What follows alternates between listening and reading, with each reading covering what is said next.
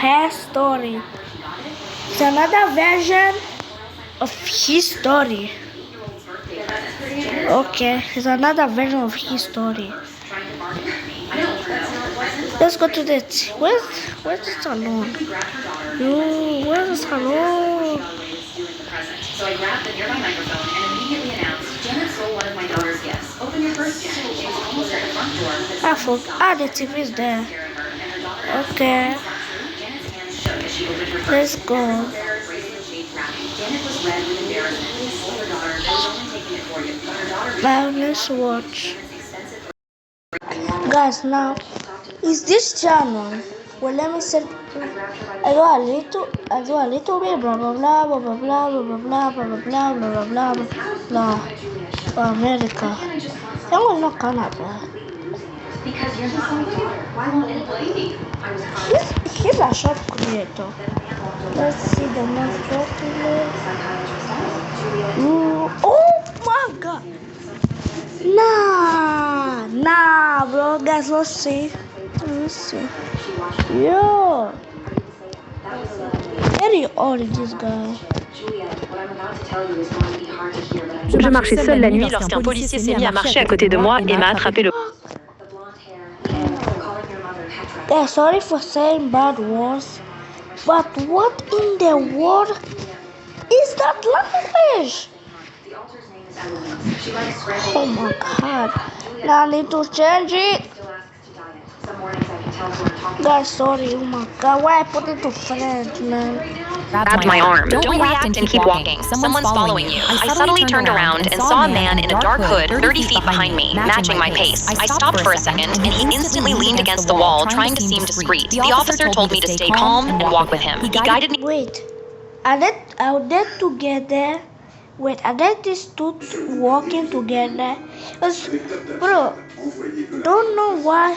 I feel it because the officer is not doing nothing. Maybe I'm forward, gripping my arm so tight I couldn't pull away even if I wanted to. I kept glancing back, and the man was now closer. That's when he walked through a streetlight, and the light shined down on something metallic sticking from his pocket. My whole body went cold. I pressed closer to the officer and told him what I saw. He nodded and said, "Don't worry, we'll get you home. You're safe with me." But then he started steering us away from the lit-up main road and onto a darker sidewalk, almost like he was leading me somewhere specific. Yo, bro. Wait. That, plus his grip on my god. My arm made me feel uneasy, but when I turned around... God, look at his bum. Look at Giat. Sorry, guys. The man was now walking straight at me, holding... What the heck? Is that a knife? A knife? The metallic object, and no longer trying to be discreet. I knew I had no choice but to trust the officer. I told him the man was closer, and he looked around, pointing to an alleyway nearby. This cuts through to the other side of the street. You can call a cab from there. He gripped my arm even tighter and pulled me. I was about to just go with it, but then I saw a taxi sitting 50 feet in front of me with its light on. I told the officer, "I'll just take this one," but his grip tightened. The man is still too close, and the alleyway is safer. He tried pulling me again, but I yanked my arm free and sprinted toward the cab. He reached for me again, but I was too far away. I got in and locked the door, shaking and unsure what to even think. Then 3 weeks later, I was watching the morning news, and my coffee slipped out of my hands. 2 men were arrested for the murder of a woman. The officer who grabbed my arm and the man in the hood. They worked together. The man followed her at night, and the officer lured her into an alleyway under the guise of safety. The woman who trusted the officer... AI, man, what the heck is that AI video? Never came home to her kids. I was walking alone at night when a police... Nous étions assis dans le salon à regarder Shark Tank quand ma fille m'a regardé et m'a dit Guys, sorry. Maybe... Guys, let me pause it for a little bit, guys. Because... Oh my god, guys. Wait, that will be... Guys, I fixed it. Now it's not French. And said, Mommy, I'm going to be the youngest CEO in the whole neighborhood. The next weekend, she set up a lemonade stand, but instead of mixing regular country time lemonade like every other kid, she came up with a bright idea. She spent the morning in our kitchen, mixing what she called gourmet flavors, watermelon mint, strawberry basil, and something she called lavender honey that actually tasted incredible. She printed labels from our home printer and charged 50... Babe, yours says very yummy. I want to taste it.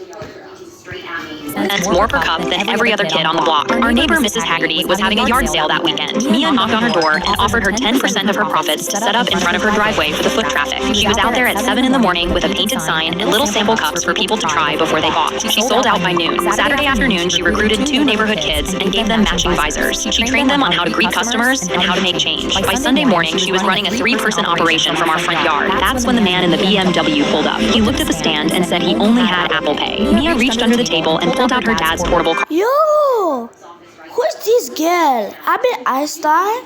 card reader. She held it up to him and said, "No problem, sir. You can swipe, tap, or contactless. No excuses." His mouth dropped open while a 9-year-old processed his credit card for $3 worth of lemonade. An hour later, a kid 3 houses down set up his own stand. Mia walked over with her biggest smile and said, "Hey, Noah, want to merge? We'd cover way more customers together." Intimidated by her professional setup, he agreed immediately. Within an hour, she'd absorbed his whole operation and put him in charge of what she called their satellite location. By the end of the weekend, she counted everything out on the kitchen table. $217. Nah, bro, more than me. She looked at her dad and said, "I just made more money than your Starbucks habit costs you in a week." You just get roasted. Bro, you roast your dad, man. Then she pulled out a notebook and started flipping through pages of profit margins and expense tracking for every flavor. I asked her where she learned about profit margins. She looked at me like it was the most obvious thing in the world. YouTube, Mom, there's I was walking. We were sitting in the living room watching Shark Tank when my daughter in a week. Then she pulled out a notebook and started flavor. I asked her where. Sorry. Yo, maybe I might use these words. And expense tracking for every flavor. I asked her where she learned. This boy was trolling on the dark web when her sister noticed he slammed his laptop shut. He was shivering, and she knew.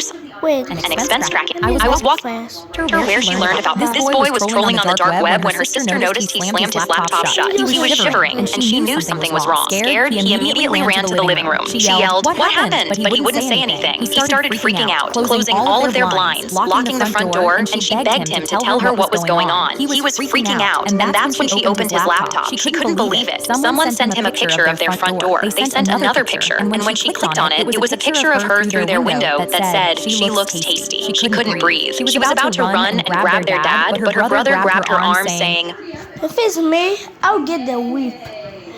I'll get the bell. It was me, man. I'll get the bell. Man, I'll get the bell. Oh my god. Oh my god, bro. Nah, bro. You think I'll go and stay? I'll send my dad and take the. This boy was trolling on the dark web when her sister. He'll kill me if he knew I was on there. Neither of them slept that night until someone rang the doorbell the next morning. A guy with a badge told their dad they saw some suspicious activity coming from their network, but he told him he didn't know anything about it. He told them to stay safe. But the next day in class, her principal burst through their door. She told her she had to come with her that second and that the police were there. And she followed her to the office thinking it had to be her brother. But the second she walked in, she saw the same guy from yesterday holding his badge. He smiled when he saw her and told her there was an emergency at her house. He grabbed her arm and tried to pull her out, but she resisted. "No, tell me what happened. Is my brother okay?" But he didn't say anything. "Come with us." She didn't want to, but her principal nodded and said, "They're police officers, honey. Go with them." They took her outside, but she noticed their car didn't have any police stickers on it. She thought these guys must just be undercover. But when they put her in the back, she immediately noticed there weren't any door handles either. There was no way she could get out. "Where are we going?" But they laughed. She was sweating now. "Please, I just want to see my brother." But they didn't say anything until they saw flashing lights behind them. Both of the guys immediately got nervous, and when she realized it was the police, she knew this was her chance. The cop was walking up to the car, and she was about to scream for help, but just before she did, she felt something sharp in her stomach. She looked down and saw the man holding a knife against her. The cop walked up and looked inside the car, and when he saw her crying, he looked suspicious. She tried anything she could to signal for help, but the man said, "That's just my niece. She's upset because we didn't get McDonald's." She couldn't say anything. But these two people, they're fat. The knife was already cutting her skin, and the cop just told them to have a good day. She was crying, but they drove off. She accepted her life was over. She wasn't ever going to see her family again until they started arguing. "He saw our faces, man. If we kill her, they're going to know it was us." So in that moment, they opened the door and threw her out, and she had to run back with her hands tied. This boy was trolling. I was eating goldfish on the bleachers when two fourth graders asked my teacher if they could play kickball, and she stepped back and threw her hands up. Don't ask me, ask the king. They both turned around and walked toward me shaking. They were 2 grades older than me and a foot taller. They stopped at the bottom of the bleachers with their eyes glued to their shoes. Can we please play kickball at recess? I took my time finishing the goldfish in my mouth. I wiped the orange dust off my fingers onto my jeans. Tell me why. They both forced their eyes up to meet mine. The shorter one mumbled it was his birthday. I flicked my fingers like I was swatting flies. Have fun. They thanked me 4 times each before sprinting off. I reached into my bag for another handful of goldfish. A minute later, Mrs. Gibbons walked over with her hands clasped together. Sorry to bother you, sweetie king. There's a 3rd grader telling kids they can't use the swings today. I told her to bring him to me. She nodded and walked off to find him. That's when a teacher I've never seen before stormed across the yard pointing straight at me. What in the world is going on here? Why are these children acting like you're in charge? Mrs. Gibbons sprinted back over and grabbed his elbow. Stop talking right now. The new teacher yanked his arm away and turned back to me. I am not letting a 2nd grader run this playground. He marched up the bleachers and grabbed my wrist. You're coming with me to the principal's office right now. Before he could pull me down, 2 men in black suits came running across the yard. They slammed Bodyguard. During my daughter's birthday party, I saw a woman named Janet pick up one of my daughter's wrapped gifts from the present table. She looked around to see if nobody was watching and put the bracelet-shaped present in her purse. I realized she was stealing my daughter's birthday presents and ran over and told her to immediately put that back. Her face went red. I was eating goldfish on the bleachers when 2 fourth graders. I kept walking past him without a word, munching. Respect me again. I dropped a goldfish into his running across the yard. They slammed him into the grass and pinned his hands behind his back without saying a word. I climbed down from the bleachers and crouched next to his ear. Don't you ever disrespect me again. I dropped a goldfish into his mouth, stood up, and walked off. That's when the principal came running out of the building. He took one look and dropped to his knees. Please forgive us, Miss Sweetie King. Mr. Dealwood will be fired by the end of the day. I kept walking past him without a word, munching on goldfish. The principal slapped Mr. Dealwood in the back of the head. You idiot. Her family runs the entire underground crime scene. During my daughter's birthday party, I saw a woman named Janet pick up one of my daughter's wrapped gifts from the present table. She looked around to see if nobody was watching and put the bracelet-shaped present in her purse. I realized she was stealing my daughter's birthday presents and ran over and told her to immediately put that back. Her face went red and she said, "But my daughter wants a bracelet." I pointed at the bracelet on her wrist and told her to give her daughter that one. But Janet scoffed and replied, "This bracelet was too expensive. Kids don't deserve nice things." She walked away with the present still in her purse and I ran after her. I said she can either put the gift back where she got it or she gives me her own bracelet instead, or else I'm telling everyone here she's stealing an 8-year-old's birthday presents. Janet's jaw clenched, and she pulled out $20 from her purse, trying to bargain with me. I told her no, the present or the bracelet. She rolled her eyes and turned around, then quickly grabbed her daughter and went to leave. I knew I had to act before she got away with stealing the present, so I grabbed the nearby microphone and immediately announced, "Janet stole one of my daughter's gifts. Open your purse, Janet." She was almost at the front door, but suddenly stopped. Everybody turned to stare at her, and her daughter asked, "Mommy, is that true?" Janet's hands shook as she opened her purse, and everyone saw the bracelet-shaped wrapping. Janet was red with embarrassment and told her daughter, "I was only taking it for you." But her daughter reached her hand out and yanked Janet's expensive bracelet off Janet's wrist. She walked over to my daughter and said, "My mom tried to steal your bracelet, so you get to have hers. That's fair." I looked back and saw Janet start crying because she just lost her precious bracelet to the girl she was trying to steal from. During my daughter... I was pushing my baby on the swings when an old woman walked up to us and said, "Such a beautiful baby. May I see his shoulder?" I immediately pulled my son off the swing and backed away. As we left, I heard her whisper, "The birthmark." My daughter asked me, "Mom, can I die?" When the doctor said they could finally separate me and my conjoined twin, only one of us was happy. For 10 years, me and Vanessa shared one body, but we made it work. When we brushed our teeth in front of the mirror, I would brush and she would floss. When we painted our nails, I'd do the hands and she'd do the feet. But when our parents finally saved enough money to have us separated, I thought we'd both be celebrating. But that night, Vanessa turned to me. "I don't want us to go through with this. I can't live without you." I stroked my own hand to comfort her because I knew she could feel it. "It's okay. The surgery will go fine." She didn't say anything, and I shrugged because I thought she'd come to her senses. And the next morning, while the doctors injected anesthesia into our arms and we counted back from 10, my heart was beating with adrenaline because I couldn't wait to have a life that was finally mine. But when we both woke up 8 hours later, I felt her moving, and I screamed in horror. The surgeon stood at the end of the bed. "Don't worry, we didn't go through with it. Your sister told us you both changed your minds. She said neither of you wanted to be apart." I was so horrified the room started spinning. She'd sabotaged my one chance at freedom. I never said that. I wanted this more than anything. Vanessa was already crying. "I told you I can't live without you." Okay guys, I wanna slap hey YouTube man. YouTube. Okay.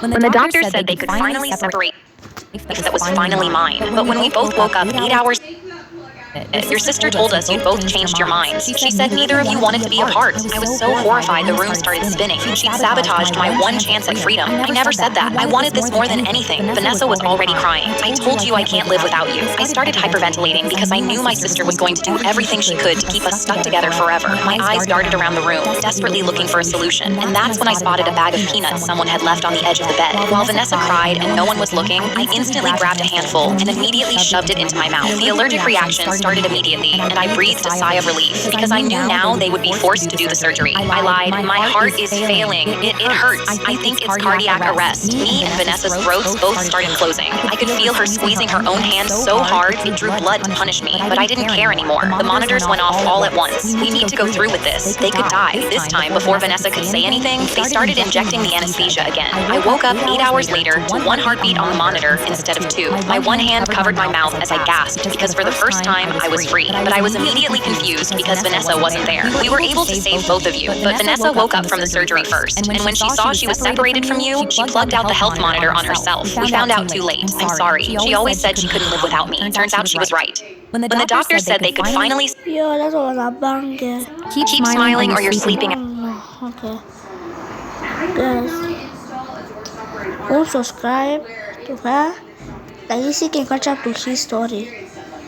Like maybe like if you install a door stopper, make sure it's like part of the name of the thing you're installing. No offense, but Congrats to your 1000 video.